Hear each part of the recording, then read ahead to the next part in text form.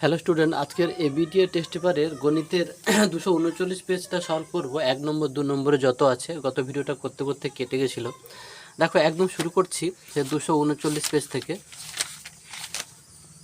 দেখো একদম প্রথম প্রশ্নটা আছে, দেখো বার্ষিক 8% চক্রবৃদ্ধি হার সুদে পি টাকার তৃতীয় বছরের আসল বার করতে বলছে। হলো, দেখো আচ্ছা আমি ধরে নিয়েছি যে প্রথম বছরের আসলটা পি টাকা হলো, প্রথম বছরের আসল পি টাকা।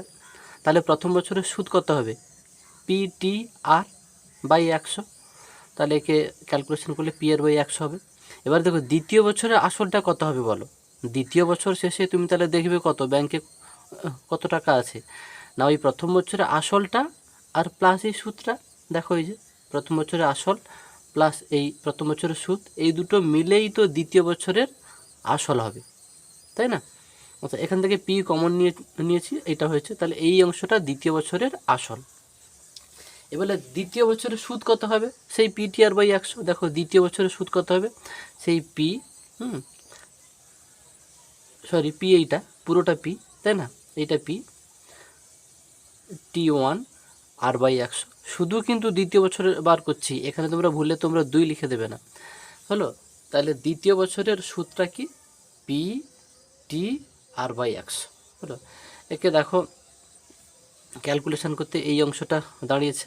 হলো, এবারে আমাদের যেটা লাগবে তৃতীয় বছরের আসল। ঠিক একইভাবে দেখো তৃতীয় বছরের আসলটা তাহলে কি হবে?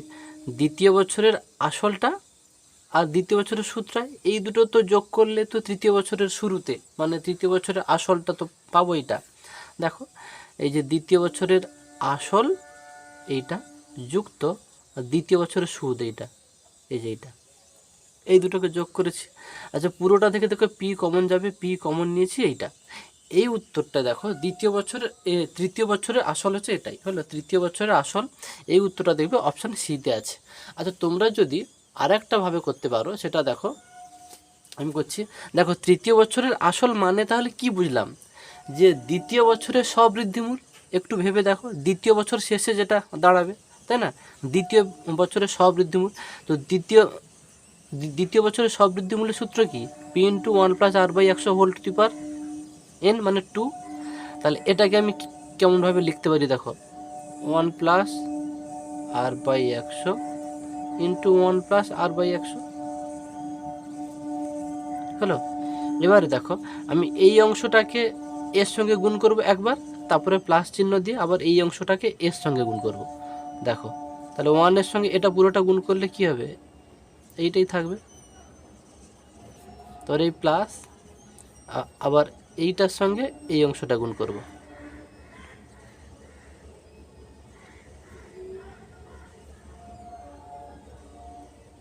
হলো, তাহলে দেখো এই অংশটা কিন্তু এসে গেছে, তাই না? দেখো যেইটা উত্তরে চেয়েছিল এইটা, এই দেখো একে পিটা কমন নিয়ে নিলে এসে যাবে।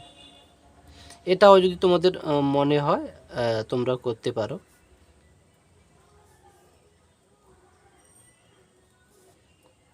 পিটা কমন নিলে দাঁড়াবে কি?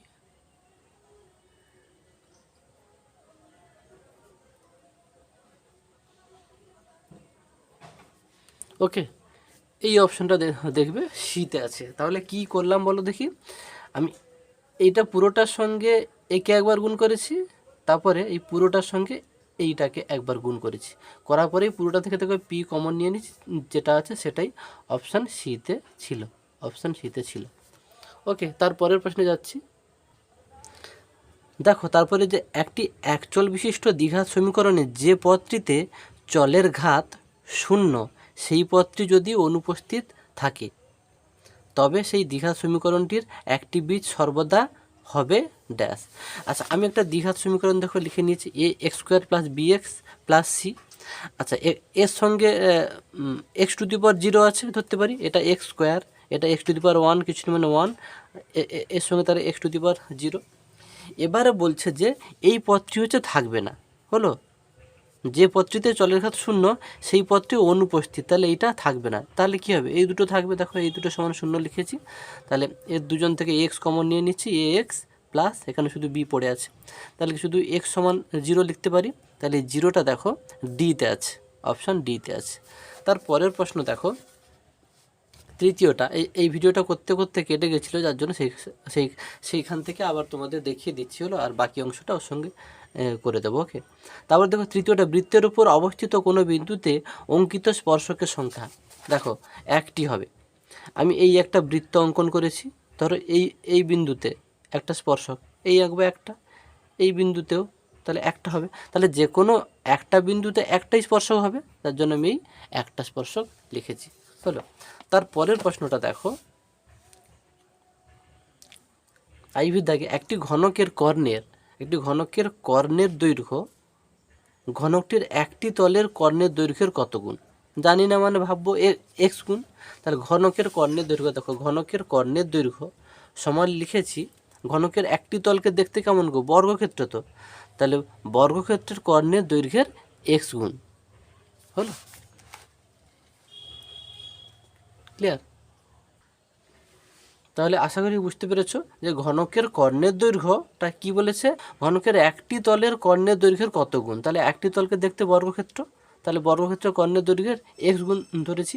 এবার ঘনকের কর্ণের দৈর্ঘ্যের সূত্র কি? √3 ইন্টু বাহু সমান বর্গক্ষেত্রের কর্ণের দৈর্ঘ্যের সূত্র কি? √2 ইন্টু বাহু, আর ইন্টু এক্স আছে, এক্সটা তো বার করবো। আর তাহলে এই অংশটা পুরোটা এপাশে এসেছে হলো, ভাগ হয়েছে। এবারে দেখো বাহু বাহু কেটে গেছে, তাহলে √3/2 সমান এক্স। আচ্ছা, এই নিচে যেটা আছে সেটা উপর নিচে গুণ করতে হয় হলো, করণীয় নিরসন প্রক্রিয়ার নিয়ম।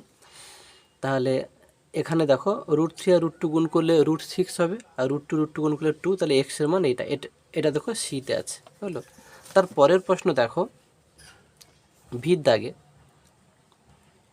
এই যে দেখো ভির দাগে যে 0 ডিগ্রি থেকে 90 ডিগ্রি পর্যন্ত ত্রিকোণমিতিক অনুপাতগুলি নিম্নলিখিত কোনটি হতে পারে? মানে ত্রিকোণমিতিক অনুপাতগুলি মানে কি বলতো, ওই যে সাইন কস ট্যান, হ্যাঁ সাইন কোসেক কসেক ট্যান কট, এগুলোর হচ্ছে সাইন 0 কট 0 সাইন 90 সাইন 30 কস 30, এরকম যা আছে এগুলোর অনুপাতগুলির কোনটি হতে পারে না? দেখো অজ্ঞাত হয়, তাই না, সরি অসংগত হয়, আচ্ছা ঋণাত্মক হয় না, কিন্তু ধনাত্মকও হয়, শূন্যও হয়। তোমরা সেই টেবিলটা দেখলে বুঝতে পারবে। দেখো এই যে টেবিলটা দেখো, এটাতে দেখো এই যে অসংগত হয় হলো, কিন্তু ঋণাত্মক কিন্তু হয় না, তাই না? শূন্যও হয়, অসংগত হয়, আর ধনাত্মকও হয়, কিন্তু শূন্য হয় না। এই যে এইখানটায় লিখেও দেওয়া আছে, দেখো এই যে এটা 0 থেকে 90 ডিগ্রি পর্যন্ত ত্রিকোণমিতিক অনুপাতগুলি শূন্য, ঋণাত্মক বা অসংগত হয়, কিন্তু ধনাত্মক বা অসংগত হয়, কিন্তু ঋণাত্মক হয় না। তার মানে এখানে কোনটা হতে পারে না? এটা ঋণাত্মক, দেখো আমি সি লিখে দিয়েছি, ঋণাত্মক। তার পরেরটা দেখো, এই অঙ্কটা বলছে দেখো এই যে মোট ছাত্রছাত্রীর সংখ্যা 84 আর ছাত্রছাত্রীদের প্রাপ্ত নম্বরের বিভাজন নিম্নরূপ হলো, দেওয়া আছে। মধ্যমা শ্রেণী দৈর্ঘ্য কত? আচ্ছা এই যে মানে মধ্যমা, দেখো এটাই হচ্ছে মধ্যমা শ্রেণী হলো। আচ্ছা একটু দেখে নেবে, এর যেখানে শেষ হচ্ছে এরও সেখানে শুরু হয়েছে, ঠিক আছে ওকে। তাহলে এইটা মধ্যমা শ্রেণী, এর শ্রেণী দৈর্ঘ্যটা কেমন বার করতে হয়? এইটা থেকে এইটা বিয়োগ করব, তাহলে 60 থেকে 30 বিয়োগ করবো। দেখো এই যে মধ্যমা শ্রেণীর শ্রেণী দৈর্ঘ্য 60 বিয়োগ 30, তাহলে 30, এই অপশানটা দেখবে সিতে আছে। এরপরে আমরা দেখো শূন্যস্থান পূরণে চলে যাব। দেখো যে শূন্যস্থান পূরণ, একটি অংশীদারি কারবারে অংশীদারগণের নিজ মূলধন যদি সমান সময় ধরে ব্যবসায় নিয়োজিত থাকে, তবে তাকে ড্যাশ অংশীদারি কারবার বলে, তবে তাকে দেখো সরল অংশীদারি কারবার বলে।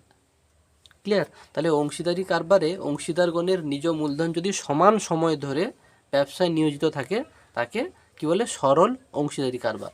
তার পরের প্রশ্নটা দেখো, এই যে ABC, দেখো এই যে ABC ক্রমিক সমানুপাতি হলে এ ও সি ঋণাত্মক চিহ্নযুক্ত হলে বি ড্যাশ চিহ্নযুক্ত হবে।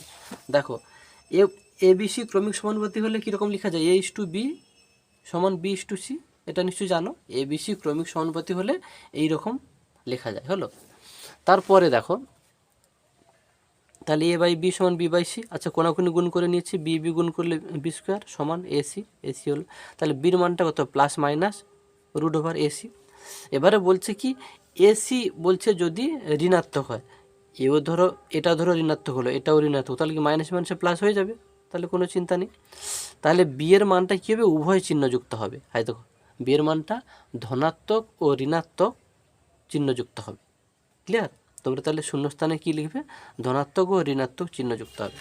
তারপরের প্রশ্নটা দেখো 3 দাগে, এই যে দেখো, একটি বৃত্তস্থ চতুর্ভুজের কোনো একটি বাহুকে বর্ধিত করলে যে বহিস্থ কোণটি উৎপন্ন হয় তা ড্যাশ ড্যাশ কোণের সমান। আমি দেখো এই একটা বৃত্ত এঁকেছি, এই একটা চতুর্ভুজ এঁকেছি, হলো। দেখো আমি এই একটা বৃত্ত এঁকেছি, বৃত্তের ভিতর এই একটা চতুর্ভুজ এঁকেছি, হলো। তাহলে এ বি সি ডি নাম দিয়েছে। আচ্ছা, এই বাহুটাকে বাড়ানো হলো। ক্লিয়ার? এই বাহুটাকে বাড়ানো হয়েছে। তাহলে প্রশ্নটা কী ছিল, একটি বাহুকে বর্ধিত করলে বহিস্থ কোণটি, এইটা দেখো বহিস্থ কোণ, এইটা বহিস্থ কোণটি যে উৎপন্ন হয় তা ড্যাশ কোণের সমান। তা দেখো বিপরীত অন্তস্থ কোণের সমান হবে। বিপরীত মানে এই এই যে অন্তস্থ কোণ, এর বিপরীতটা, হ্যাঁ হলো, বিপরীত অন্তস্থ কোণের সমান হবে। ওকে, দেখো এই যে বহিস্থ কোণটা, এই বহিস্থ কোণটা অন্তস্থ বিপরীত কোণের সমান হবে। আচ্ছা, আমি যদি এইটাকে যদি 80 ধরি, তাহলে এইটাও 80 হবে, তাই তো? হিসাব মতো তাই। আচ্ছা, কেমন হবে সেইটা যদি তোমাদেরকে একটু বুঝিয়ে দিই, দেখো। আচ্ছা, পুরোটা কত হবে, এই পুরোটা হচ্ছে 180, তাই তো? পুরোটা যদি 180 হয়, তাহলে ভাবো, তাহলে এইটা যদি 80 হয়, সরি পুরোটা 180, তো এইটা যদি 80 হয় তাহলে এইটা হবে 100, তাই তো? আবার একইভাবে দেখো, তোমরা কি শিখেছো যে বৃত্তস্থ চতুর্ভুজের বিপরীত কোণগুলি কি পরস্পর সম্পূরক হয়। তাহলে এটা যদি 80 হয়, তাহলে এটা কি হবে, 180 মাইনাস 80 মানে সেই 100 হচ্ছে। তাহলে এভাবে নিশ্চয়ই তাহলে প্রমাণ করা যাবে। তো এই বিষয়টা ডিটেলস বলে দিলাম, তোমরা এটাকে মাথায় রাখবে। ওকে, তাহলে শূন্যস্থানে তোমরা এইটা শুধু বসাবে। তারপরের প্রশ্নে যাচ্ছি। তারপরের প্রশ্ন দেখো, যে লম্ব বৃত্তাকার চোঙের পার্শ্বতলের ক্ষেত্রফল সমান চোঙে বৃত্তাকার তলের পরিধি ইন্টু ড্যাশ। দেখো এটা করে দেখাচ্ছি। দেখো আমরা লম্ব বৃত্তাকার চোঙের পার্শ্বতলের ক্ষেত্রফল কি জানি, লম্ব বৃত্তাকার চোঙের পার্শ্বতলের ক্ষেত্রফল জানি, এই যে 2πr, এই বৃত্তের পরিধি ইন্টু উচ্চতা, হলো। তাহলে এখানে প্রশ্ন কি বলছে, যে চোঙে বৃত্তাকার তলের পরিধি ইন্টু কী হবে, উচ্চতা। ক্লিয়ার? এই যে উচ্চতা, নিশ্চয়ই বুঝতে পেরেছো। তার পরের প্রশ্নটা দেখো, এই যে ভির দাগেরটা কী আছে, একটি বৃত্তের ব্যাসার্ধের দৈর্ঘ্যের সমান দৈর্ঘ্যে বৃত্তচাপ ওই বৃত্তের কেন্দ্রে যে সম্মুখ কোণ উৎপন্ন করে তার পরিমাপ ড্যাশ হবে। তার পরিমাপ হচ্ছে 1 রেডিয়ান, বা একে 1c এরকম লিখতে পারো। ক্লিয়ার? এই একটা ধরো বৃত্ত, ক্লিয়ার, এই একটা বৃত্তের ব্যাসার্ধ, আমি এইটা একটা ব্যাসার্ধ নিয়েছি, এইটা ও, এটা কেন্দ্র, এটা হচ্ছে আর, হলো ব্যাসার্ধের দৈর্ঘ্যের সমান, মানে এইটা যতটা এইটাও ততটা, তার জন্য এইটাও আর দৈর্ঘ্যের সমান একটা বৃত্তচাপ নিয়েছি, হলো। বৃত্তচাপ ওই বৃত্তের কেন্দ্রে সম্মুখ কোণ উৎপন্ন করে তার পরিমাপ কত হবে। তাহলে তখন এই কোণটা হবে 1 রেডিয়ান। ক্লিয়ার? আশা করি বোঝাতে পেরেছি। তার পরের প্রশ্ন দেখো, এই যে পরিসংখ্যা বিভাজন তালিকায় প্রতিটি শ্রেণীর ক্ষেত্রে এইটা সমান 2 ইন্টু ড্যাশ হবে, 2 ইন্টু হবে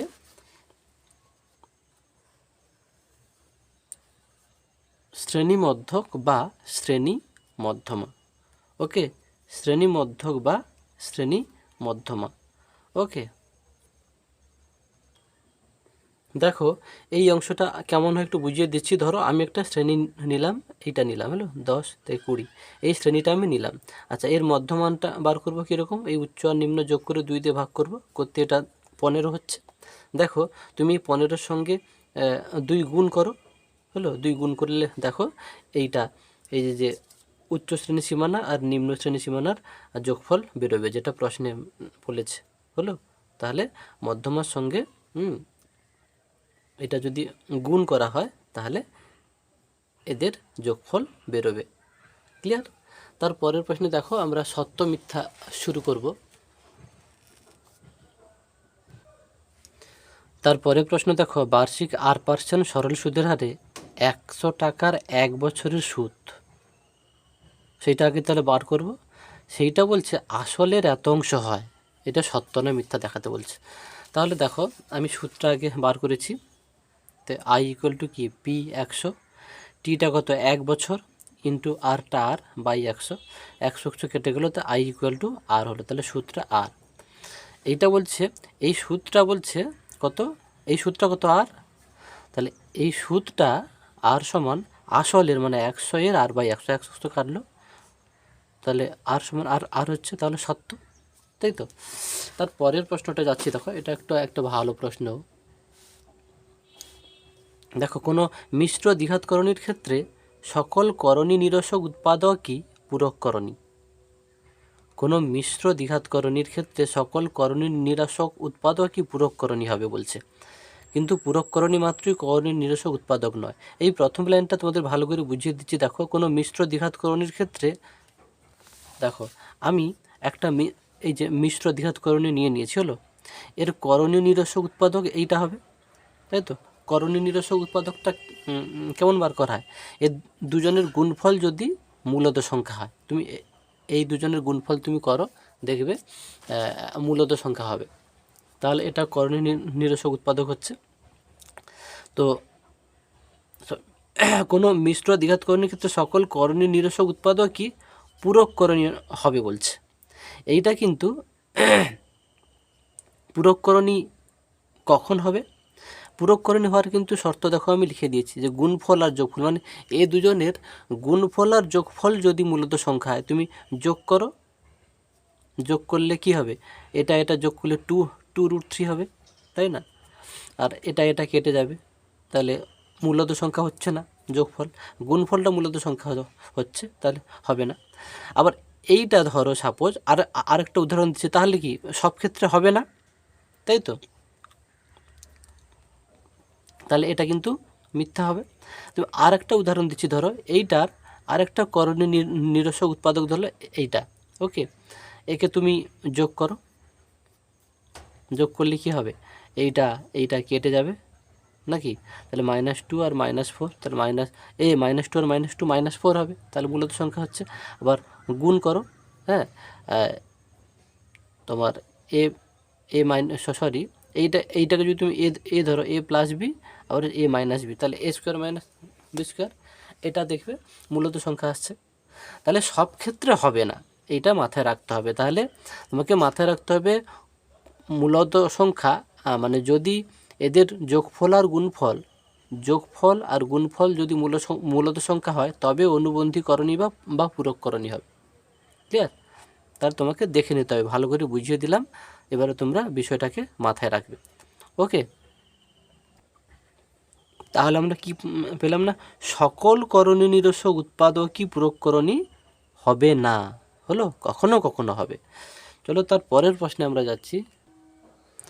দেখো, আমি দ্বিতীয়টাকে আরেকটু সুন্দর করে লিখে তোমাদের সামনে প্রস্তুত করে দিয়েছি, যাতে তোমাদের এই বিষয়টা ক্লিয়ার হয়ে যায়। দেখো, আমি একটা মিশ্র দ্বিঘাতকরণী ধরেছি 7 + √2।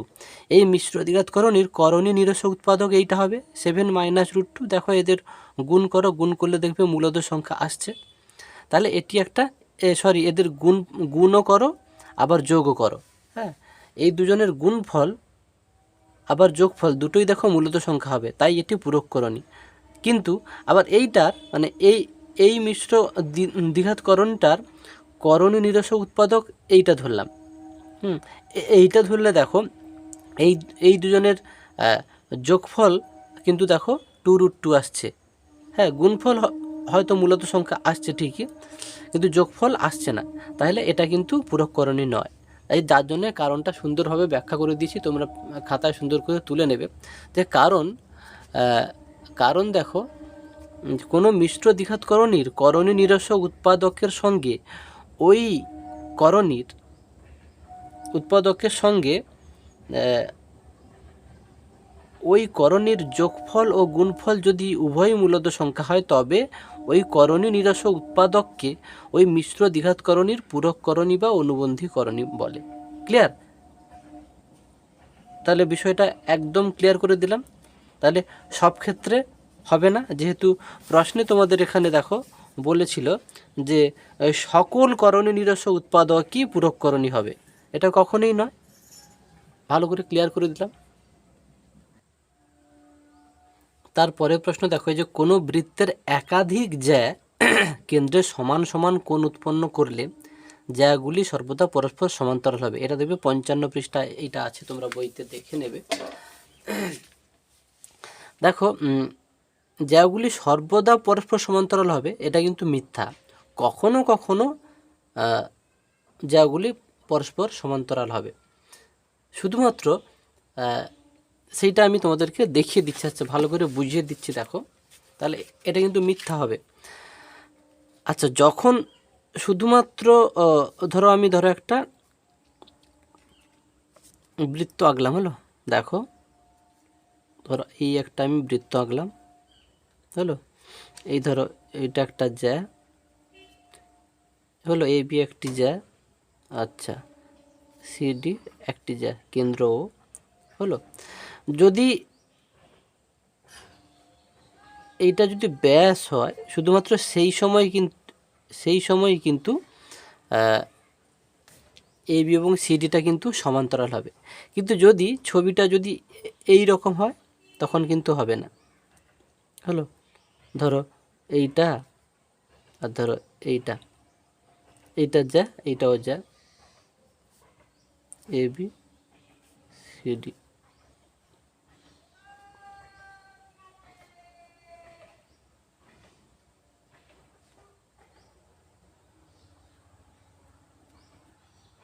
হলো। তো এই ছবির ক্ষেত্রে কিন্তু হচ্ছে জায়গাগুলো পরস্পর সমান্তরাল হবে না। আচ্ছা, এইটার ক্ষেত্রে যে সমান্তরাল হবে সেটা আমি দেখো তোমাকে প্রমাণ করে দিচ্ছি, যে শুধুমাত্র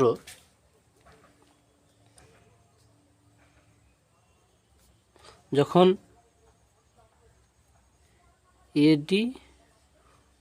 এডি ও সিডি ব্যাস হয় তখন জায়গাগুলি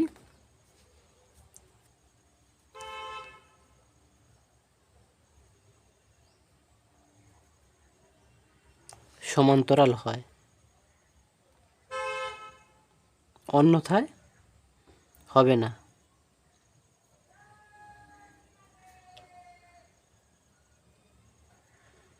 অন্যথায় সমান্তরাল হবে না। দেখো আমি দেখিয়ে দিচ্ছি, দেখো এটাকে ও নাম দিলাম, একেও তুমি ও নাম দিতে পারো। এই চিত্রটার ক্ষেত্রে আমি কিন্তু দেখাচ্ছি। দেখো চিত্রে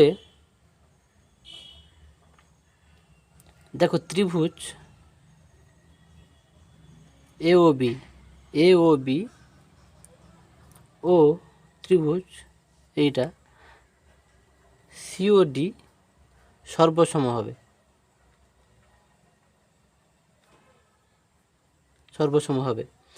কারণ সর্বসম হবে কেন, কারণগুলো আমি দেখো লিখে দিচ্ছি। প্রথমটা দেখো ও এ সমান ওডি, এটা কি একই বৃত্তের ব্যাসার্ধ, তো ও এ সমান ওডি এবং ও বি সমান ওসি,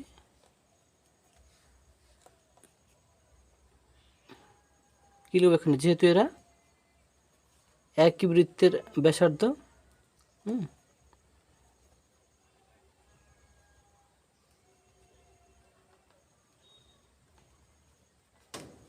ওকে, যেহেতু এরা কি একই বৃত্তের ব্যাসার্ধ। আবার আরেকটা কি বলা যেতে পারে, যে কোণ এ ও বি এবং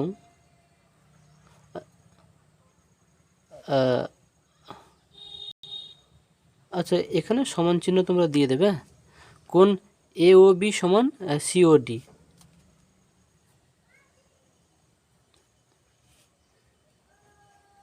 সিওডি সমান, ওকে। তাহলে যেহেতু, তাহলে কি এটা যে ত্রিভুজ দুটি হচ্ছে সর্বসম, তাই না? যেহেতু ত্রিভুজ দুটি সর্বসম, তাহলে কি লিখতে পারি? যেহেতু ত্রিভুজটি সর্বসম, সুতরাং কী হবে? একান্তর কোণগুলো সমান্তরাল হবে, এইটা এইটা, তাই না? আবার এইটা এইটা, একান্তর কোণগুলো সমান হবে।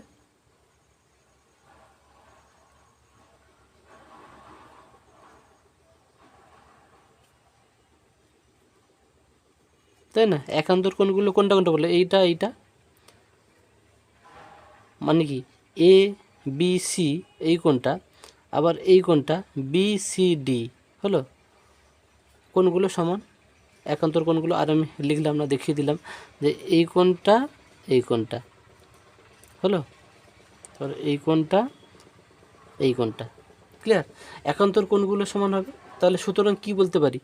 এ বি সমান্তরাল সিডি।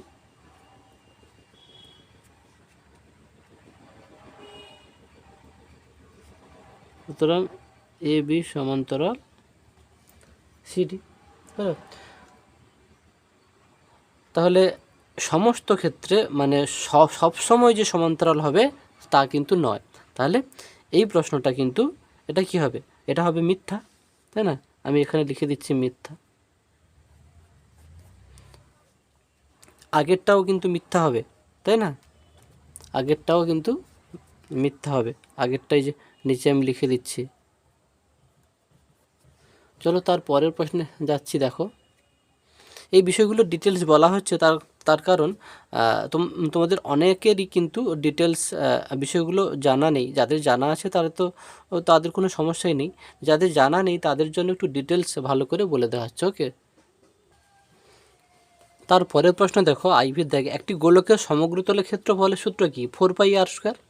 বলছে গোলকটির ব্যাসার্ধের সমান ব্যাসার্ধ বিশিষ্ট 4টি বৃত্তের ক্ষেত্রফলের যোগফলের সমান। সত্যি তো, 4টি বৃত্তের ক্ষেত্রফল কি হবে? এক একটা বৃত্তের ক্ষেত্রফল কী হবে? πr²। তাহলে 4টি বৃত্তের ক্ষেত্রফল 4πr²। আমি যদি তোমাদের জন্য লিখে দিই যে গোলকের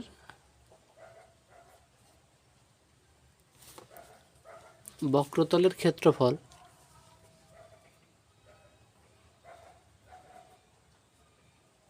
সমান কত হবে? 4πr²। আবার 4টি বৃত্তের ক্ষেত্রফল কত হবে?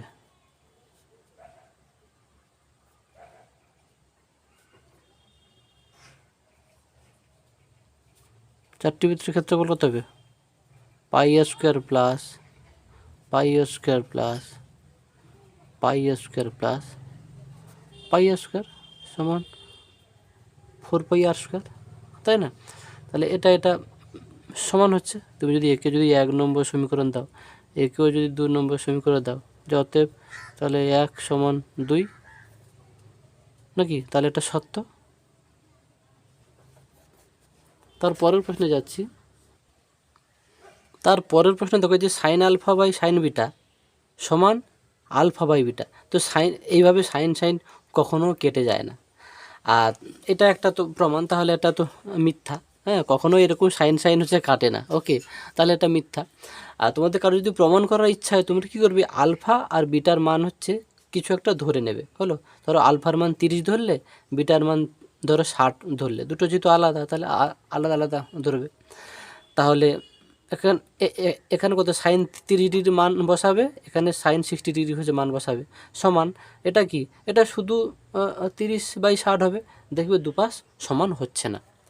ওকে, এটা আর দেখাচ্ছি না। তাহলে এটা হচ্ছে কী হবে? তাহলে মিথ্যা।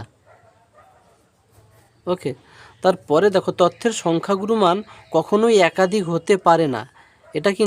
এটাও কিন্তু মিথ্যা হবে। হলো, একাধিক হতে পারে। ধরো সাপোজ ধরো এরকম হচ্ছে 7 2 2 3 7। তাহলে এর সংখ্যাগুরু সংখ্যাগুরু কে? এই যে 7 দুবার আছে, 2ও দুবার আছে, তাহলে কি তথ্যের সংখ্যাগুরু মান একাধিক হতে পারে, তাই না? তাহলে এই দাগটাও মিথ্যা হবে। এরপরে আমরা 2 নম্বর দাগগুলো যাব। দেখো 4 দাগ বলছে বার্ষিক 5% সরল সুদের হারে এক ব্যক্তি কিছু টাকা ব্যাংকে জমা রাখেন, 5 বছর পরে তিনি মোট কত টাকা পাবেন যেখানে আসল সুদাসলের থেকে এত টাকা বেশি? হলো। তাহলে আসলটা আমরা ধরে নিই।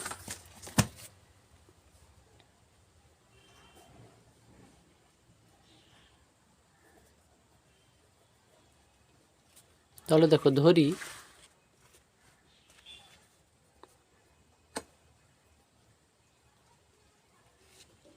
আসলটা তাহলে কত হবে?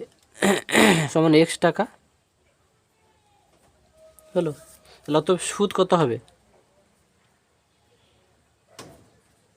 অত সুদ কত হবে? পিটি, টিটা কত? 5, আর আরটাও 5। পিটি আর বাই 100, 25 4 100,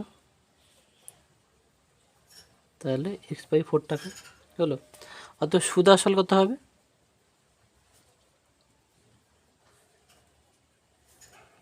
সুদ আসল কত হবে? X plus X by 4। হলো। সুদ আসল মানে সুদ আর আসল যোগ করব, সুদ আর আসল যোগ করব, করলে এটা কত হবে? তাহলে কত হচ্ছে? 5x বাই 4 টাকা। এবারে কি বলছে, শর্তানুযায়ী আমরা এবারে কি করতে পারি? বলছে এই জায়গাটা বুঝবে, সুদ আসলে বলছে আসলটা সুদ আসলের থেকে এত টাকা কম, তাহলে এখানে বড়টাকে সুদ আসল, তো তাহলে এইটা 5x বাই 4 মাইনাস আসল সমান কত হবে? 12,500। তাহলে আসলটা সুদ আসলের থেকে এত টাকা কম। হলো। ব্যাপারটা নিশ্চয়ই বুঝতে পেরেছ। এবার আমি সমাধান করি। এই শর্তানুযায়ীটা একটু ভালো করে বুঝবে যে আসলটা সুদ আসলের থেকে কম, তার মানে কত কম? ওই ছোটোবেলা থেকে যেন কত কম হলে বিয়োগ করতে হয়। তাহলে আসলটা সুদ আসলের থেকে কম, মানে সুদ আসলটা বড়, তাহলে সুদ আসল মাইনাস আসল সমান কত কম, এটা দিয়ে দিয়েছে।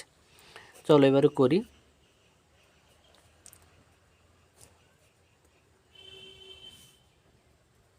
বা এক্স ইকুয়াল টু কত? এটা গুণ হয়ে যাবে, এর সঙ্গে এটা গুণ হয়ে গেলে হবে 50,000। হলো 50,000 টাকা। ওকে। তারপরে দেখো, তাহলে অতএব তিনি 5 বছর পরে তিনি পাবেন।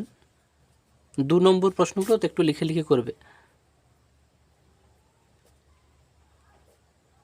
5 বছর পরে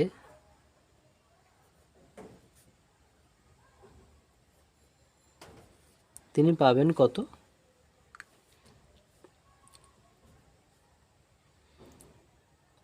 কত সুদ আসল পাবে নাকি? 5 বছর পরে তিনি যে টাকাটা পাবে, সুদ প্লাস আসল তো দুটো পাবে, তো তাহলে সুদ আসল কোনটা হয়? যে এটা 5x বাই 4, তাই না? 5x বাই 4 টাকা।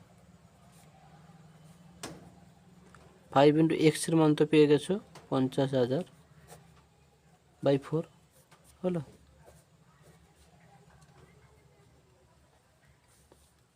তাহলে এটা কত হবে? 62,500 টাকা। ওকে। তারপরের প্রশ্নে যাচ্ছি। দেখো তারপরের প্রশ্ন বলছে যে সুদের পর্ব 6 মাস হলে, মানে এটা ওই 6 মাস অন্তরের সূত্রেও তোমরা ফেলতে পারো। 6 মাস হলে 10,000 টাকার 1.5 বছরের সমূল চক্রবৃদ্ধি কত? হলো। 1.5 বছরের সমূল চক্রবৃদ্ধি কত হবে যেখানে বার্ষিক চক্রবৃদ্ধি সুদের হার প্রথম পর্বে 10%, দ্বিতীয় পর্বে 20% এবং তৃতীয় পর্বে 40%। হলো। এটা তোমরা আচ্ছা, এটা দেখো আমি কেমনভাবে করছি। আচ্ছা, কি লিখতে পারি? প্রথম পর্বের সূত্র কত বলো?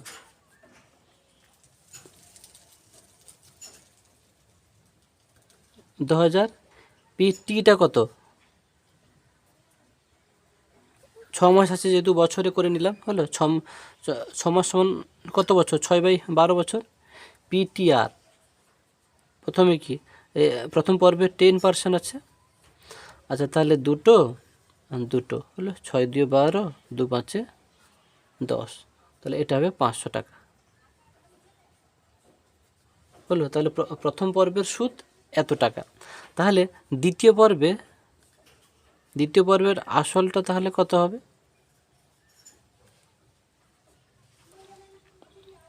দ্বিতীয় পর্বের আসলটা তাহলে কত হবে না, 10,000 টাকা, মানে এটা তো প্রথমে ছিল 10,000 টাকা প্লাস এই সুদটা, এটাই তো দ্বিতীয় পর্বের আসল হবে, তাই না? 2,500 টাকা। তারপরে তাহলে দ্বিতীয় পর্বের সুদটা হচ্ছে কতবার করব, সেই পিটিআর বাই এটা তো পি, হলো পিটিআর বাই 100, তাহলে 2,500 পি টি 6/12। আর দ্বিতীয় পর্বের সুদটা কিন্তু 20% বলেছে, 20/100, দুটো বিদায়, 6×12, 2×10, তাহলে কত হবে, 1,050 টাকা। ক্লিয়ার? তাহলে দ্বিতীয় পর্বের সুদটা হচ্ছে এইটা। তাহলে এবারে কি করব, তৃতীয় পর্বের আসলটা কত হবে? তৃতীয় পর্বের আসলটা কত হবে বলো, মানে দ্বিতীয় পর্বের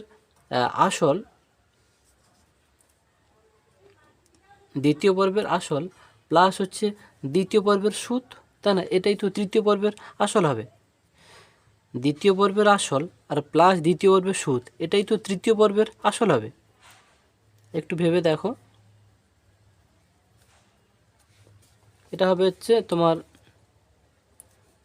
11,550 টাকা। ওকে, তাহলে তৃতীয় পর্বের সুদটা কত হবে? এটা পি, তাহলে পিটিআর বাই 100, 11,550 টি 6/12। তৃতীয় পর্বের সুদ এটা হচ্ছে পার্সেন্টেজটা হচ্ছে 40, তাহলে 40/100, দুটো, আচ্ছা দুটো, 6×2 = 12, 2×2 = 4, একে গুণ করলে দাঁড়াবে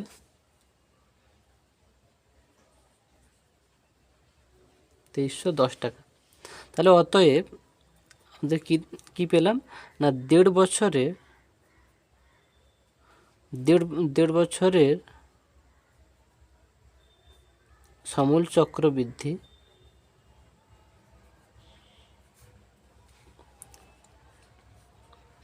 দেড় বছরের সমূল চক্রবৃদ্ধি কত হবে, এটাকে যোগ করব, তাই না?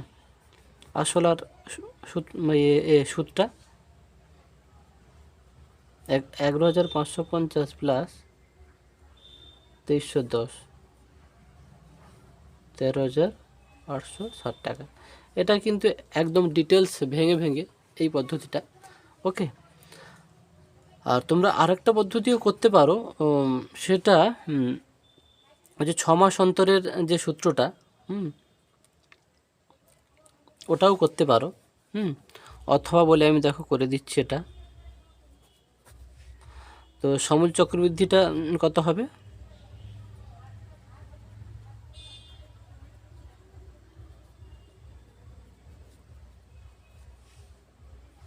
দেখো সমূল চক্রবৃদ্ধিটা তাহলে কত হবে, পি ইন্টু 1 + R1/100, তাই না? R2/100, R3/100, তাহলে পি ইন্টু এর সূত্রটা তাহলে কী হবে, 1 +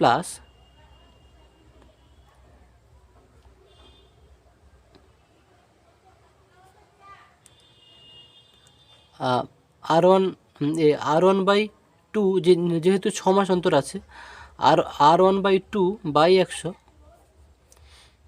1 + R2/2/100 ইন্টু 1 + R3/2/100, এটাই কিন্তু সূত্র। ওকে, আর যেখানে পিটা কত 10,000, তাহলে 1 প্লাস আর 1 কী সূত্র 10/200, 1 প্লাস এটা হবে তোমার 20/200, আর 1 প্লাস এটা হবে 40/200। ক্লিয়ার? এইটাকে যদি তোমরা যোগ করো, দেখো 2000 ইন্টু এটা কত হবে, দেখো আমি সবাই 0 0 কেটে দিচ্ছি, এখানেও 0 0 কেটে দিচ্ছি, এখানেও 0 0 কেটে দিচ্ছি। তাহলে এটা তাই এটা যোগ করলে কত হবে 21/20। এটাকে করলে হবে তোমার এটা 2 1 2, 2 1 2 0, তাহলে 11/10 হবে।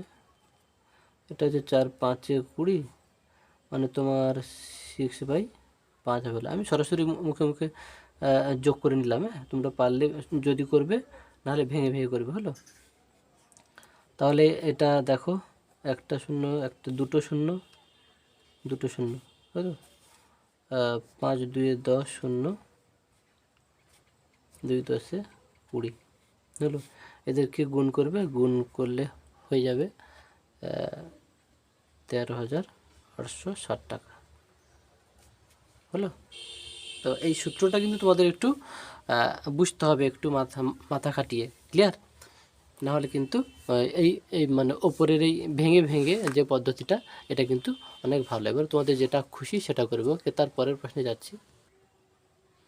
দেখো তারপরের প্রশ্নটা, এটা খুব সহজ প্রশ্ন। এক্সের মান দেওয়া আছে, বলছে এইটা সমান 4 দেখাও।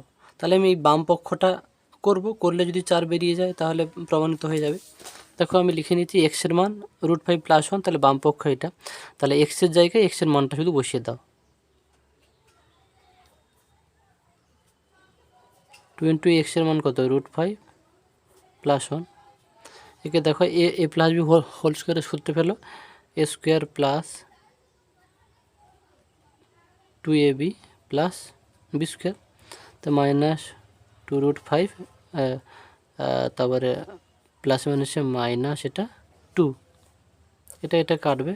তাহলে 5 6 6 থেকে 2 বাদ গেলে 4 হলো। তাহলে ডান পক্ষ প্রমাণিত। ওকে, তারপরের প্রশ্নে যাচ্ছি। তারপরের অঙ্কটা দেখো, বলছে যে বাস্তব সহগযুক্ত একচল বিশিষ্ট একটি দ্বিঘাত সমীকরণের x² এবং x⁴ এর সহগ সমান সমান যে সমীকরণের বীজগুলি এই সমীকরণের বীজগুলির অনন্য তা, এবং প্রথম সমীকরণ দুটি অভিন্ন, মানে একই হবে আর কি। এটা যুক্তি সহকারে দেখাতে বলছে। আচ্ছা,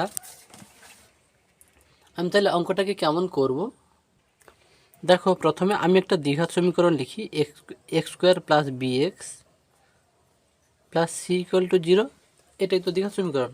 এবার বলছে যে সমীকরণের x² আর x⁴ কিন্তু এখানেই আছে, তাই না? এর পাশে x⁴ লিখতে পারি, কেন x⁴ মান তো 1। যে সমীকরণে x⁴ এবং x⁴ এবং x² এর সহগ সমান হবে, সেই সমীকরণটি কত হবে? তাহলে সেই সমীকরণটি হবে কত? x² + bx। দেখো আমি লিখে নিচ্ছি,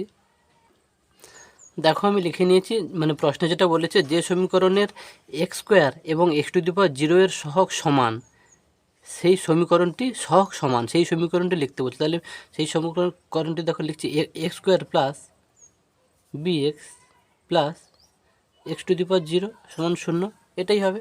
দেখো এরও x⁴ সহগ 1, এরও x²এর সহগ 1, তাহলে এইটা লিখতে বলেছে।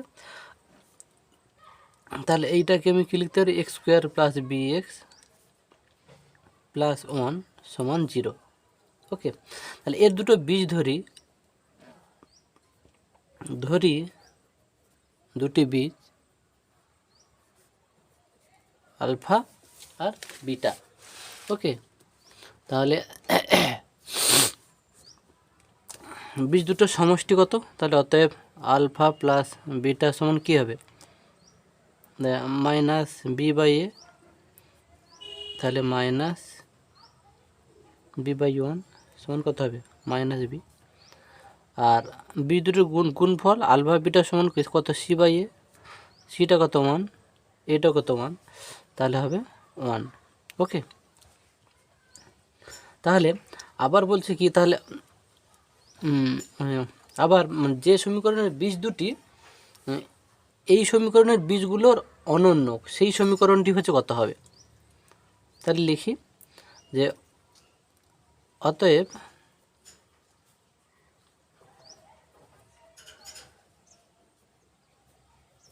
যে সমীকরণের বীজ দুটি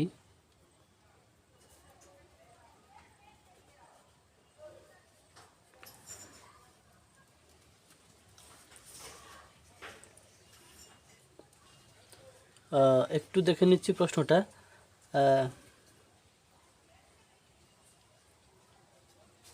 বীজ দুটি, আচ্ছা, এই সমীকরণের বীজগুলির অনন্যক।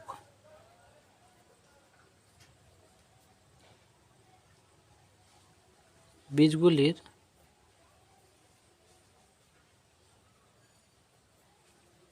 অনন্য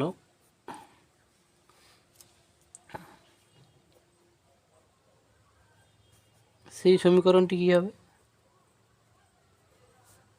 সেই সমীকরণটি হবে কত হবে? এক্স স্কোয়ার মাইনাস তাকে 1 by alpha plus 1 by beta নাকি? এটা কিন্তু সূত্র, মাথায় রাখবে কিন্তু তোমরা। এখানে বীজ দুটোর সমষ্টি হয় আর এখানে বীজ দুটোর গুণফল হয়। ক্লিয়ার? আশা করি এত দূর বুঝতে পেরেছো যে যে সমীকরণের বীজ দুটোই এই এই যে সমীকরণের বীজ দুটোর বীজগুলির অনন্যক, সেই সমীকরণটি এইটা, তাই তো? বীজগুলোর অনন্যক এই যে আলফার অনন্যক 1 বাই আলফা, বিটার অনন্যক 1 বাই বিটা। তাহলে এটা কি করব? এক্স স্কোয়ার মাইনাস, আচ্ছা তাহলে আমি সাইডে এখানে তোমরা কি করবে? 1 by alpha plus 1 by beta সমান alpha beta, alpha plus beta. Alpha plus বিটার মান কত গো? এই যে মাইনাস বি ছিল, মাইনাস বি, আর আলফা বিটার মান 1, তাহলে মাইনাস বি হলো। আর 1 by alpha into 1 by beta, এটা সমান কি? 1 by alpha beta. Alpha beta মান কত? 1, 1 বাই 1 সমান কত? 1। তাহলে এই যে এদের সমষ্টির মানটা কত? মাইনাস বি, তাহলে মাইনাস বি বসিয়ে দিলাম, এক্স ছিল এক্স লিখে দিলাম, প্লাস এইটা বীজ দুটোর গুণফল কত হচ্ছে? 1 সমান 0। তাহলে বা X square plus B X plus 1 সমান 0। তাহলে দেখো প্রমাণিত হয়ে গেছে। ক্লিয়ার? দেখো এই বীজটাই, এই বীজটা, সরি এই সমীকরণটা অভিন্ন, মানে একই। ক্লিয়ার? অঙ্কটা ভালো অঙ্ক, ভালো করে কিন্তু বারবার তোমরা প্র্যাকটিস করবে। ওকে, আমরা তার পরের প্রশ্নে যাচ্ছি। তারপরে প্রশ্ন দেখো, এটা দেখবে তোমাদের 211 পৃষ্ঠাতে সম্ভবত আছে, তোমরা বইতে দেখবে যে ও কেন্দ্রীয় বৃত্তের ব্যাসার্ধের দৈর্ঘ্য 5 সেমি হলো। ও কেন্দ্রীয় বৃত্তের ব্যাসার্ধের দৈর্ঘ্য 5 সেমি। আচ্ছা, ও বিন্দু থেকে নির্দিষ্ট দূরত্বে অবস্থিত পি থেকে P Q R P R বৃত্তের দুটি স্পর্শক হলো। এবারে পি কিউ আর চতুর্ভুজের ক্ষেত্রফল দিয়ে দিয়েছে। তাহলে ও বিন্দু থেকে পি বিন্দুর দূরত্ব কত? আমি দেখো ছবিটা আঁকছি, দেখো তোমরা ছবিটা সুন্দর করে আঁকবে। দেখো আমি একটা বৃত্ত এঁকেছি, এটা কেন্দ্র ও হলো। প্রশ্নে কি বলছে না, ও বিন্দু থেকে নির্দিষ্ট দূরত্বে, ও বিন্দু থেকে নির্দিষ্ট দূরত্বে ধরো পি, পি একটি বিন্দু, হ্যাঁ, পি থেকে বলছে পি থেকে P Q R P R ও বিন্দু থেকে নির্দিষ্ট নির্দিষ্ট দূরত্বে বহিস্থ বিন্দু পি বিন্দু থেকে P Q R P R দুটি স্পর্শক। আচ্ছা, মানে এই রকম হবে, এইটা আর হচ্ছে তাহলে পি কিউ আর এটা হচ্ছে আর, হলো। আচ্ছা, তাহলে আর এইটা যোগ করে দিতে পারি, হলো। তাহলে এইটা কত হবে 5, প্রশ্ন হচ্ছে বলেছে। আচ্ছা, এটাও হলো, এটাও 5। এবারে এই যে চতুর্ভুজটার এইটার হচ্ছে তোমাকে ক্ষেত্রফল বার করতে বলছে। আচ্ছা, তাহলে আমি কি লিখতে পারি, ত্রিভুজ, আচ্ছা আমি এইটা কিন্তু বার করতে বলছে, হলো। আচ্ছা, আমি যে কোনো একটা ত্রিভুজের ক্ষেত্রফল যদি বার করতে পারি, তাই না, তাহলে তার সঙ্গে 2 গুণ করে দেব, তাই না, বা এই ত্রিভুজটার ক্ষেত্রফল যুক্ত এইটা, হ্যাঁ, দুটোকে মানে ওই ক্ষেত্রফলটাকে দুবার যোগ করলে হবে আর সেটাকে 2 দিয়ে গুণ করে দিলে হবে, তাই না। তাহলে ত্রিভুজ ও কিউ পি, হলো, ও কিউ পি এর ক্ষেত্রফল কত হবে, হাফ ইন্টু ভূমি পি কিউ ইন্টু উচ্চতা O Q, okay. Half into P Q, P কিউর মান জানি না, তাহলে পি কিউ থাকবে, ইন্টু ও কিউ 5, এটা থাকলো। আবার আমরা কি জানি যে ত্রিভুজ মানে এই ত্রিভুজটার ক্ষেত্রফল সমান এই ত্রিভুজটার ক্ষেত্রফল হবে, তাই তো। যেহেতু এটা একই বৃত্তের, এটা এই বাহুটা তো একই দুজনের, তাহলে আমরা জানি কি লিখবো বলো দেখি,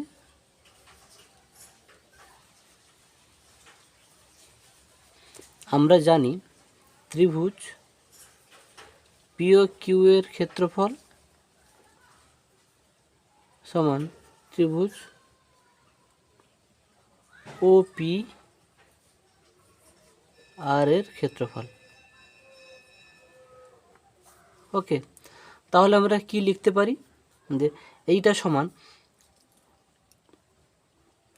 তাহলে কি লিখতে 2 ইন্টু এইটা আমি লিখব, তাই না। এই ত্রিভুজটার ক্ষেত্রফল তো পেয়েছি এইটা, তাহলে দুটো ত্রিভুজের ক্ষেত্রফল তাহলে 2 ইন্টু, মানে দুটো ত্রিভুজের ক্ষেত্রফল তো হবে চতুর্ভুজটার ক্ষেত্রফল, তাই না, প্রশ্নে তো চতুর্ভুজটার ক্ষেত্রফল দিয়েছে, তাহলে দুটো ত্রিভুজের ক্ষেত্রফল তাহলে 2 ইন্টু এইটা লিখব,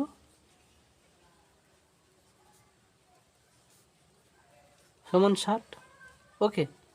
2 দিয়ে কাটা, তাহলে পি কিউ সমান 12, ওকে। এবারে আমরা কিন্তু পি কিউ পেয়ে গেছি, এটাও পেয়ে গেছি, আমাদের বার করতে হবে তো এইটা। তাহলে এটাকে যদি সমকোণী ত্রিভুজ হবে তাহলে লম্ব স্কোয়ার প্লাস ভূমি স্কোয়ার ইকুয়াল টু অতিভুজ স্কোয়ার, তাহলে অতএব ও পি তো বার করতে হবে, মানে পিও স্কোয়ার সমান O Q square plus Q P square, O Q সমান কত 5 স্কোয়ার প্লাস কিউপি কত হলো, কিউপি যে 12 স্কোয়ার, এটা 5 স্কোয়ার কত 25, 12 স্কোয়ার কত 144, সমান কত 169, তাহলে পিও স্কোয়ার সমান 169, তাহলে পিও সমান √169, 13 সেমি, উত্তর হলো পিও এইটাই। তাহলে যেহেতু 2 নম্বর প্রশ্ন, অতএবটা হচ্ছে লিখে দেবে যে ও বিন্দু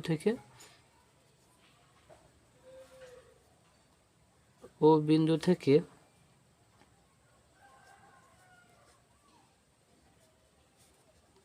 পি বিন্দুর দূরত্ব 13 সেমি, হলো। 2 নম্বরগুলো একটু ভেঙে করবে না, হলে কিন্তু নম্বর দেবে না, ঠিক আছে। তারপরে প্রশ্নে যাচ্ছি।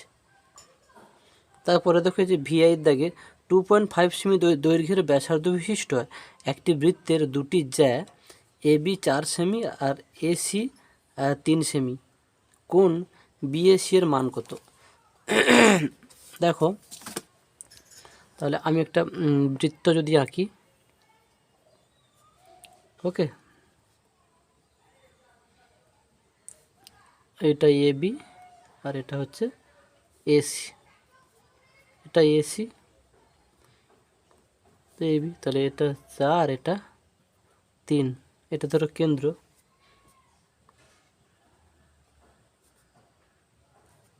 হলো। আচ্ছা এটা যদি 2.5 হয়, এটাও 2.5, ওকে। তাহলে আমি দেখি, তাহলে এ বি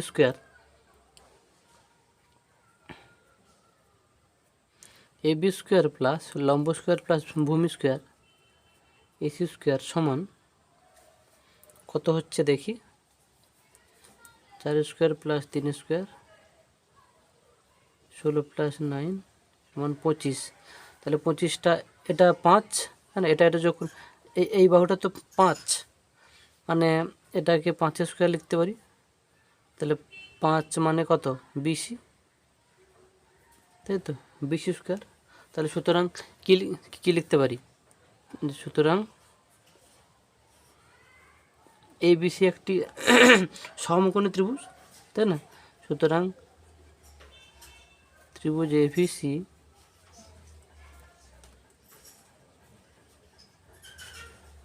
একটি সমকোণী ত্রিভুজ। তাহলে অতএব কোণ বিএসি 90 ডিগ্রি হবে, প্রশ্নে চেয়েছে বিএসি সমান কত ডিগ্রি হবে, তাহলে 90 ডিগ্রি। ক্লিয়ার? তো এই ছবিগুলো তোমরা হঠাৎ করে আঁকতে কখনো কখনো তোমাদের সমস্যা হতে পারে, চেষ্টা করবে যার জন্য সবসময় প্র্যাকটিসে থাকার। আর প্রত্যেককে আমি বারবার বলছি যে তোমরা কিন্তু আমার মতো ফ্রেশ খাতা করে নেবে, এরকম ফ্রেশ করবে, আমার থেকে জানি তোমাদের হাতের অক্ষর আরও সুন্দর।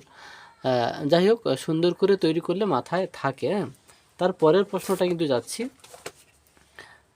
ভি দুটো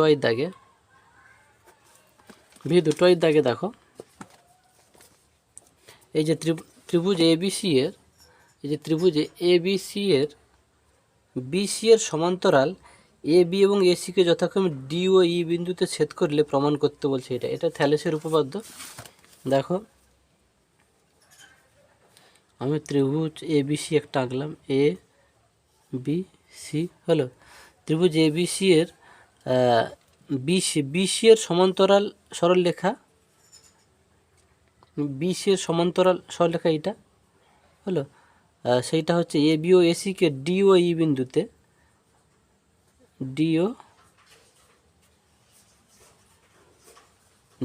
বিন্দুতে ছেদ করলে প্রমাণ করতে বলছো এটা। আচ্ছা, থ্যালেসের উপপাদ্য অনুযায়ী আমরা কি লিখতে পারি, এটা কিন্তু বারবার রিপিট আসছে, এই থ্যালেসের উপপাদ্যটা ভালো করে প্র্যাকটিস করে নেবে, বলো। থ্যালেসের উপপাদ্য থেকে পাই কি, এইটা বাই এইটা, আরে এইটা বাই সমান দিয়ে এইটা বাই এইটা, তাহলে এডি বাই বিডি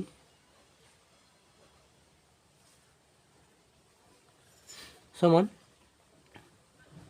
এই বাই ইসি, ওকে। তাহলে এইটাকে যদি আমি ব্যস্ত প্রক্রিয়া করে দিই,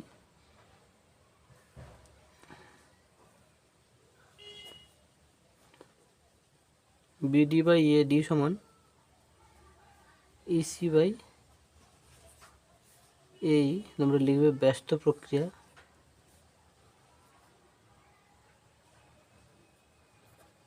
ওকে। আচ্ছা, এবারে আমরা উভয় পাশে 1 যোগ করে দিচ্ছি,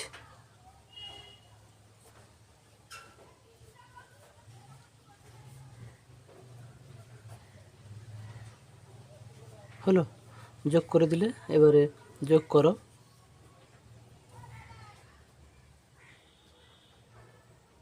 এডি plus BD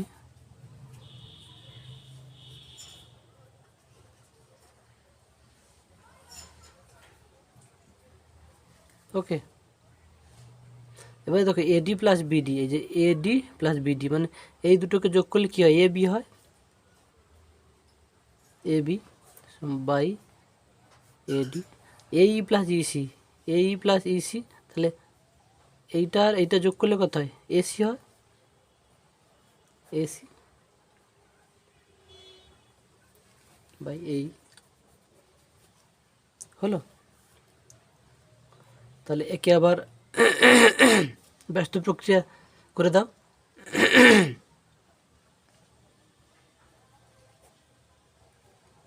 eddy by A B, এই বাই এসি হলো, এটাই প্রমাণিত।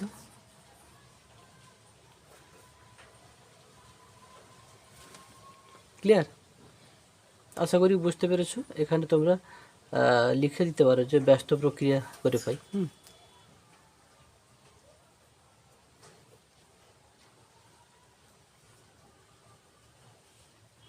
হলো ব্যস্ত প্রক্রিয়া করে পাই, এটা হলো। তার পরের অঙ্কে যাচ্ছি,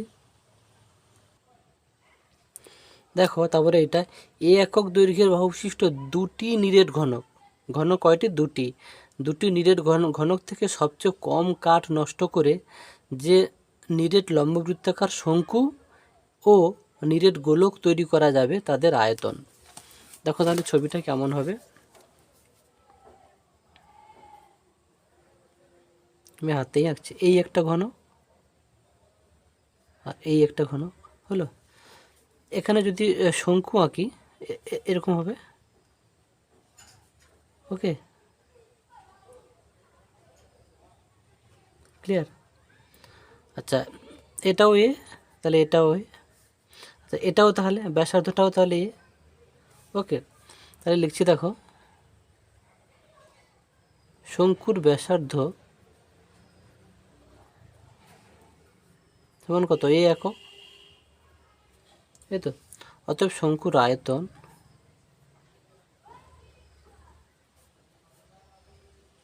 one by three pi R cube, আরটা কত, এটা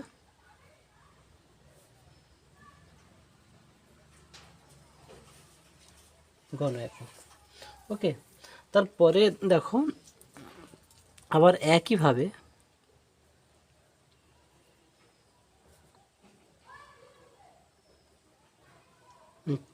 এর ভেতরে মানে গোলক, হ্যাঁ আচ্ছা গোলকটা যদি আমি আঁকি,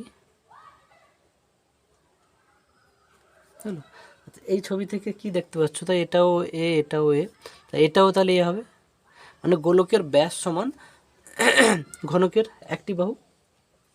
তাহলে কি লিখতে পারি, যেহেতু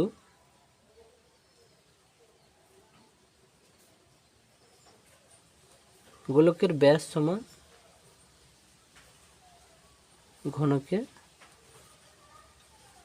একটি বাহু, তাহলে গোলকের ব্যাস কত, টু আর, টু আর সমান কত, এ, তাহলে আর সমান কত হবে,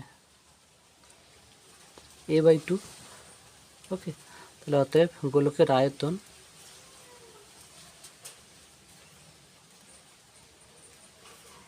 four by three pi R cube, আর কোনটা, এটা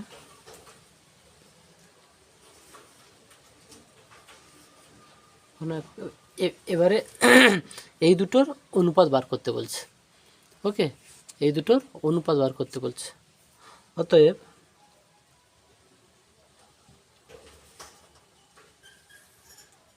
শঙ্কুর আয়তন ইস্টু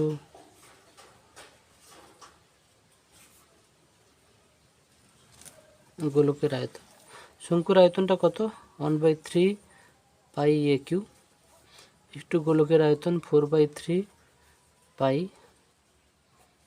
কিউ বাই এইট হলো। পাই পাই কাটলো, এখানে তিন তিন কাটবে, একিউ একিউ কাটবে হলো, 4 2 8, তাহলে কত থাকছে, 1:1/2,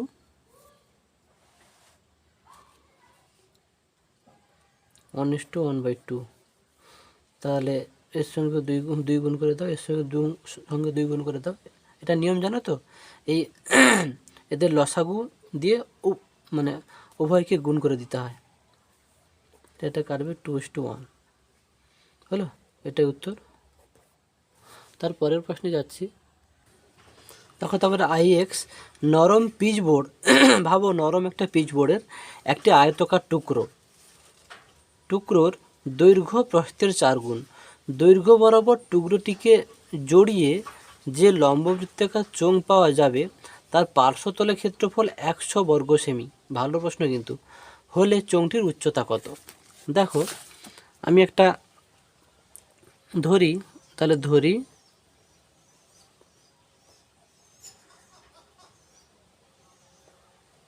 আয়তকার টুকরোর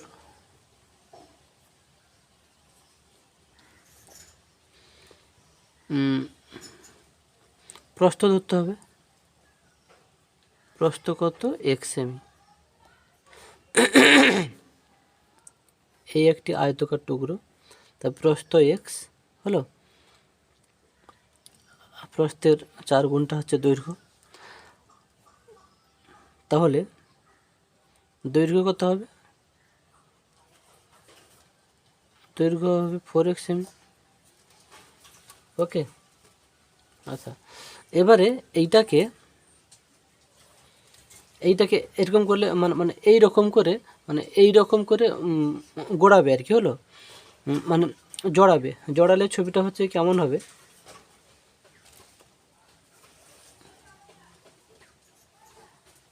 হলো? তাহলে এইটাকে তো জড়াবে, মানে এইটা নিচে থাকবে, তাহলে এইটা হবে 4x, হলো? আর এইটা হবে x, এই উচ্চতাটা হবে x। ছবিটা তোমরা ভেবে নেবে। এইটাকে এরকম করে জড়াবে, তাহলে জড়ালে নিচে একটা বৃত্ত তৈরি হবে। বৃত্ত তাহলে মানে এইটা হচ্ছে নিচেরটা হবে, আর এইটা হচ্ছে এই এক্সটা হবে হাইট হবে, মানে উচ্চতা হবে। ক্লিয়ার? ভেবে নেবে। তাহলে উচ্চতা সমান x সেমি, হলো?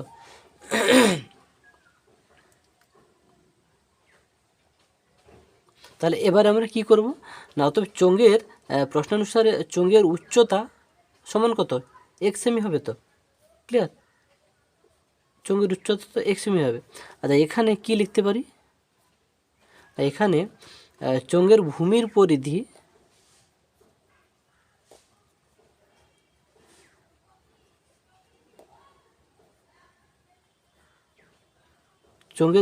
পরিধি সমান আয়তকার টুকরোর দৈর্ঘ্য, তাই তো? এই যে ভূমির পরিধিটা এইটা সমান কি আয়তকার টুকরোরই দৈর্ঘ্য।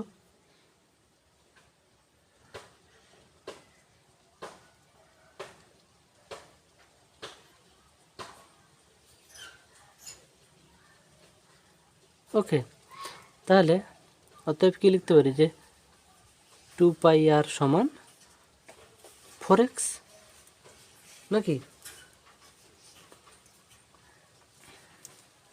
এই হলো। এবারে অতএব চোঙের পার্শ্বতলের ক্ষেত্রফল চেয়েছে, নাকি?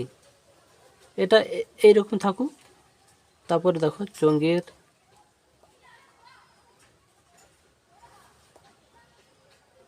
পার্শ্বতলের ক্ষেত্রফল, চোঙের পার্শ্বতলের ক্ষেত্রফল সূত্র কি? 2πr/h। 2πr/h। আচ্ছা 2πr এর মানটাই যে আছে 4x, ইন্টু h এর মানটা কত? এইটা, তাই তো? উচ্চতাটা, এই উচ্চতাটা এইটাই মানে চোঙের উচ্চতা তো। ক্লিয়ার? এই যে এইটাকে তো এইরকম করে জড়ালে কি হবে? এইটাই তো উচ্চতা থাকবে, তাই না?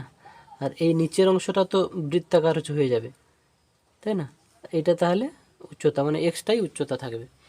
ওকে, তোমরা লিখে দিতে পারো যে প্রশ্ন অনুযায়ী চোঙের উচ্চতা সমান 1 সেমি, সেটা লিখতে পারো।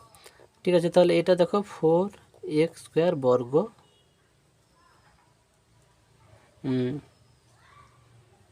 বর্গ সেমি। ওকে, এটাই দেখো তোমাকে প্রশ্নে দিয়েছে তার পার্শ্বতলের ক্ষেত্রফল 100 দিয়েছে, তাহলে কি লিখতে পারি যে প্রশ্ন অনুযায়ী কি লিখতে পারি 4x² সমান 100, তাহলে x² সমান 100/4 25,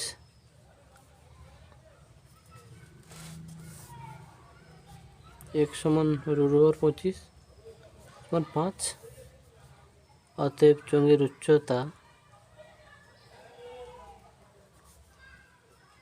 কত 5 সেমি। ওকে, আমরা তারপরের প্রশ্নে যাচ্ছি। প্রশ্নটা ভালো প্রশ্ন, ছবিগুলো দেখে একটু বুঝবো। ওকে, তো তারপরে এক্সের দাগে একটি সমকোণী ত্রিভুজে ধনাত্মক সূক্ষ্মকোণ থিটার পরিপ্রেক্ষিতে লম্ব ও অতিভুজের অনুপাত দিয়েছে হলে লম্ব ও ভূমির অনুপাত এবং অতিভুজ ও ভূমির অনুপাত নির্ণয় করে দেখাও যে sec² থিটা সমান এইটা। আচ্ছা, তাহলে আমি একদম প্রথমে একটা সমকোণী ত্রিভুজ অঙ্কন করি। এটা একটা সমকোণী ত্রিভুজ, হ্যাঁ। আচ্ছা, এই দিয়েছি লম্ব ও অতিভুজ। ওকে, দেখো এই যে সমকোণী ত্রিভুজটা দেখছো, লম্ব আর অতিভুজের অনুপাত দিয়েছে, তাহলে আমি ধরে নিতে পারি লম্ব 12x, অতিভুজ 13x। তাহলে লিখবে, ধরি, একটু তো লিখতে হবে না, না হলে নম্বর দেবে না, 2 নম্বর, সরি এটা নয়, এটা লম্ব 12x এবং অতিভুজ 13x, তাই তো। অতএব ভূমি সমান √13x² মাইনাস 12x² যেমন 169x² মাইনাস 144x², এটা সমান দাঁড়াচ্ছে √25x² সমান 5x। হলো, এবারে দেখো লেফট হ্যান্ড সাইড প্রশ্নে যেটা দিয়েছে, লেফট হ্যান্ড সাইড কত দিয়েছে sec² থিটা। sec² থিটা সমান, তাহলে আমরা কি লিখতে পারি অতিভুজ বাই ভূমি।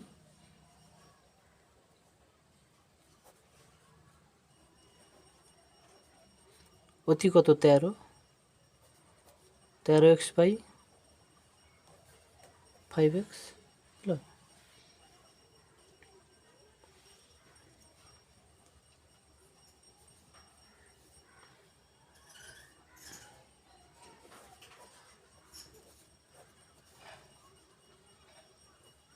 (169/25).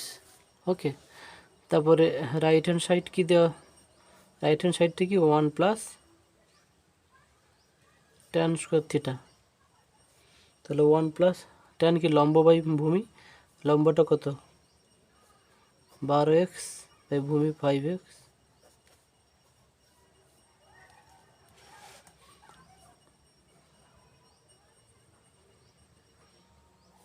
1 প্লাস এটা x কেটে দাও, তাহলে 144/25।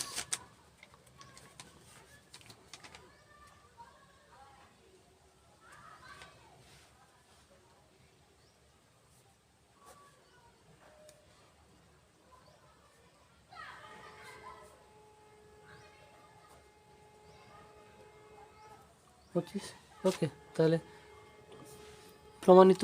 তাহলে অতএব left hand side equal to right hand side, প্রমাণিত।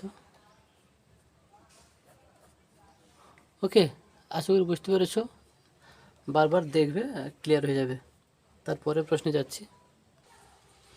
তারপরের প্রশ্ন দেখো, এক সাইড দেখে একটি ঘূর্ণায়মান রশ্মি কোনো একটি অবস্থান থেকে ঘড়ির কাঁটার বিপরীত দিকে এক পাক সম্পূর্ণ ঘোরার পর, মাথায় রাখবে ঘড়ির কাঁটার বিপরীত দিকে ঘোরার জন্য সবসময় ধনাত্মক কোণ উৎপন্ন করে। হলো, এটা কিন্তু মাথায় রাখবে।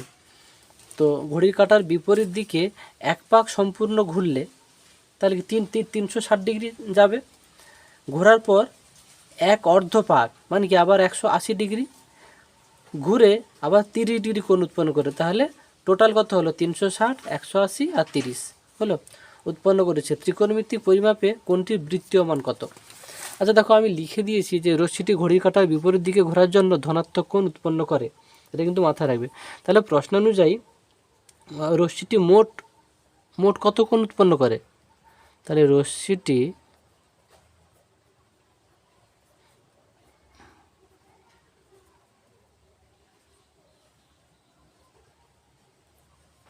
মোট কোণ উৎপন্ন করে কত? প্রথমে 360 ডিগ্রি মানে এক পাক পুরোটা তো 360, আর তারপরে কত 180 অর্ধ পাক বলেছে, তারপরে 30, তা টোটাল কত হচ্ছে 570 ডিগ্রি। তা এর বৃত্তীয় মান, অতএব 570 ডিগ্রি এর বৃত্তীয় মান কীভাবে বার করতে হয়? পাই বাই 180 দিয়ে গুণ করতে হয়। 570 ডিগ্রি ইন্টু পাই বাই 180 হলো, 0 0 কাটলো, 3 6 18, তাহলে কত হবে 19 পাই বাই 6। ওকে, বৃত্তীয় মান মানে পাইতে যেতে হবে আর ষষ্ঠিক মান মানে ডিগ্রিতে যেতে হবে, হলো এটা মুখস্থ করে নেবে। আর বৃত্তীয় মানে যেতে হলে এই যে পাই বাই 180 দিয়ে গুণ করতে হয়। ওকে, তার পরের প্রশ্নে আমরা যাচ্ছি। দেখো একদম শেষ প্রশ্নে দেখা যাচ্ছি আমরা, এইটা এই যে প্রমাণ করো যে এক্স বার দেওয়া আছে এইটা, আর এখানে এক্স বার সমান এইটা আর ইউ বার সমান এইটা, এই মানটা দেওয়া আছে। দেখো আমি করছি কেমন করে দেখো।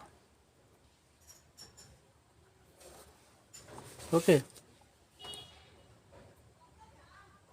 তাহলে ইউ বার সমান দেওয়া আছে summation F i u i by summation F I. Okay, আচ্ছা তারপরে কী লিখতে পারি তাহলে? সামেশান এফ আই, আচ্ছা ইউআইয়ের মানটা কিন্তু প্রশ্নে দেওয়া আছে, হলো যদি ওটা ভালোভাবে তোলা নেই। ইউআইয়ের মানটা প্রশ্নে দেওয়া আছে যে X I minus A by H, হলো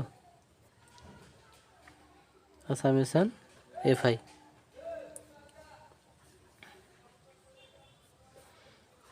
তারপরের কি করব দেখো, এই যে এইচটাকে বাইরে বার করে নেব,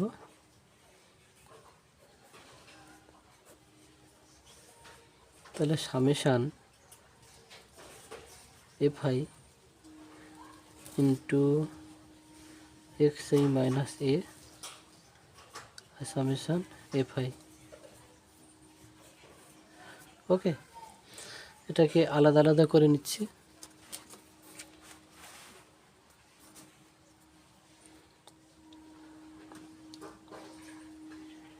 ওকে, এই এইচটাকে বার করে নিয়েছি, তারপরে এটা যা ছিল তা আছে, হলো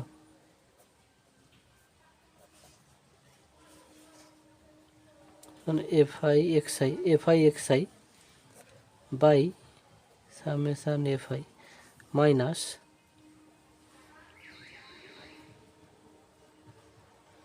summation F I. Okay, F I তো কাটবে। ওকে,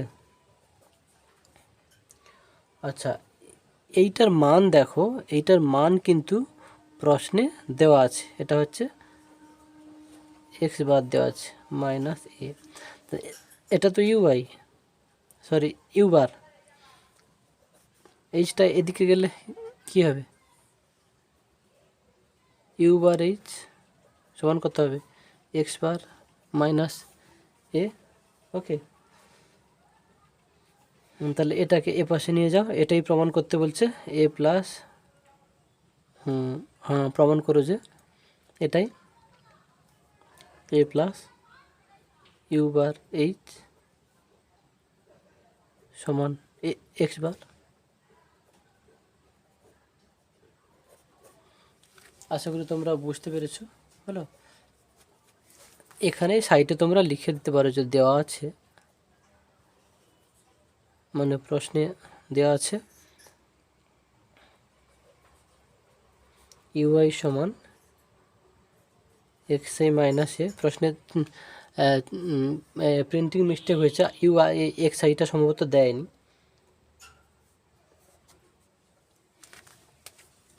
হলো দেওয়া আছে বলে লিখে দিতে পারো। আর এখানেও তোমার এই অংশটা, এই যে এইটার মান যে এক্স বার, এটাও প্রশ্নে দেওয়া আছে, সাইটে লিখে দিতে পারো। যাই হোক, মোটামুটি আমরা এই পেজটা করার সময় আগে মানে করতে করতে কেটে গেছিলো। তো নতুন যেহেতু চ্যানেলটা খুলেছি, সেভাবে আমার ভিডিও করার কিন্তু অভিজ্ঞতা নেই, যার জন্য কেটে যাওয়ার জন্য আবার রিপিট করে করতে হচ্ছে। তোমরা চেষ্টা করবে চ্যানেলটাকে সাবস্ক্রাইব করে রাখার এবং বন্ধুবান্ধবদের মধ্যে ছড়িয়ে দেওয়ার, যাতে তারাও প্রত্যেকটা প্রশ্নের উত্তর একদম ফ্রেশ করে তৈরি করে তোমাদের কাছে পৌঁছে দিচ্ছি। তোমরাও ঠিক এভাবে পরীক্ষার খাতায় কিন্তু নামাবে, তাহলে কিন্তু পুরো নম্বর দেবে। ওকে, আমরা এর পরে কিন্তু পরের ভিডিওটা আনবো, আর চেষ্টা করব পর্ষদের টেস্ট পেপারটা হাতে পেলে যত তাড়াতাড়ি সম্ভব পেজগুলো সলভ করে দেওয়া। ওকে।